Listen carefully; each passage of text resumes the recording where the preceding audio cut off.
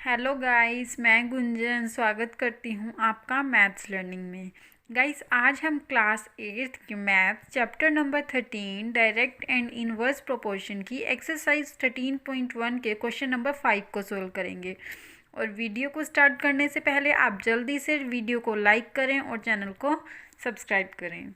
तो क्वेश्चन क्या है हमारे पास, a photograph of a bacteria, कि एक बैक्टीरिया की फोटोग्राफ है हमारे पास।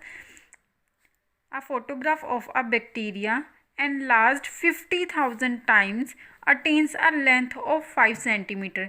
कि जब हम एक बैक्टीरिया की फ़ोटोग्राफ को 50,000 टाइम्स एनलार्ज करते हैं, एनलार्ज मतलब अगर हम उसको जूम कर रहे हैं तो उसकी लेंथ हमारे पास 5 सेंटीमीटर होगी।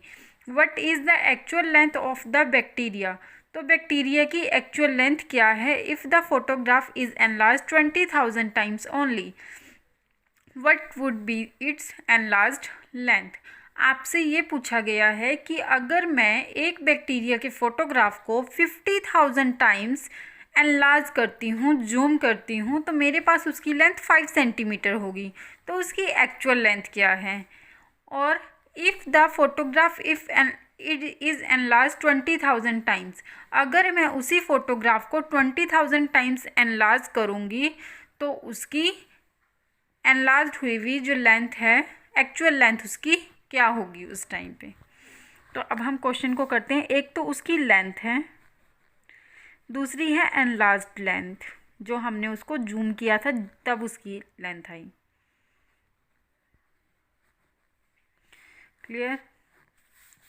लेंथ कितनी है उसकी 5 सेंटीमीटर हुई जब हमने उसको 50,000 टाइम्स एनलार्ज किया।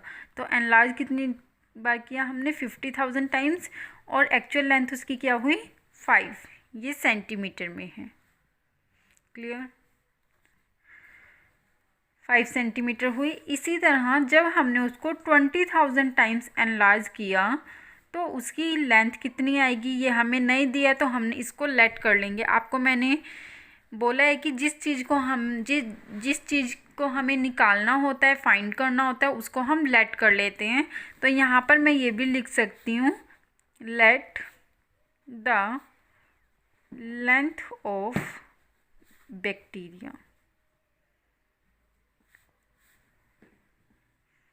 Bacteria B X. जो लेंथ थी उसको हमने एक्स लेट कर लिया। तो अब हम सॉल्व करते हैं। 5/50,000 इक्वल्स टू x/20,000। आपको पता लग जाना चाहिए क्वेश्चन में कि ये डायरेक्ट इन्वर्स प्रोपोर्शन वाला है या फिर इन्वर्स प्रोपोर्शन वाला है। ठीक है, डायरेक्ट का है। देखिए, अगर हमने 5,000 टाइम्स उसको एनलार्ज किया तो 5 सेंटीमीटर थी, और अगर हम उसको 20,000 टाइम्स, मतलब कम कर रही हूँ ना मैं, अगर मैं कम करूँगी तो उसकी लेंथ भी कम दिखाई देगी हमें। ठीक है, तो इसलिए हमें जो चीज़ बढ़ रही है, मान लो दोनों चीज़ें बढ़ रही हैं या फिर दोनों चीज़ें ही घट रही हैं, तो वो क्या होती है, ये आपने इंट्रोडक्शन वाले पार्ट में देखा होगा। अगर दो चीज़ें हैं मेरे पास x और y, ये भी बढ़ रहा है, ये भी बढ़ रहा है, तो ये डायरेक्ट इन्वर्स में आएगा। मान लो ये भी घट रहा है और ये भी घट रहा है, तब भी ये डायरेक्ट इन्वर्स में आएगा, डायरेक्ट प्रोपोर्शन में आएगा। लेकिन अगर एक चीज़ बढ़ रही है, एक चीज़ घट रही है, तो ये इन्वर्स प्रोपोर्शन में आ जाएगा। तो यहाँ पे सेम वही चीज़ आपने देखनी है, और उसी से आपको पता लग जाएगा कि क्वेश्चन डायरेक्ट प्रोपोर्शन का है या इन्वर्स प्रोपोर्शन का है।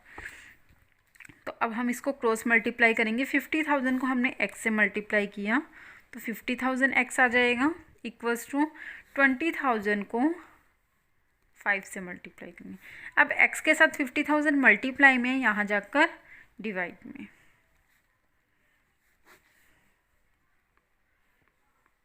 फोर जीरो से 4 0 कट, 5 से 5 कट, क्या आ गया 22 सेंटीमीटर।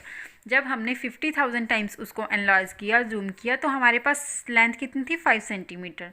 लेकिन जब हमने 20,000 टाइम्स एनलार्ज किया तो हमारे पास लेंथ आई है 2 सेंटीमीटर।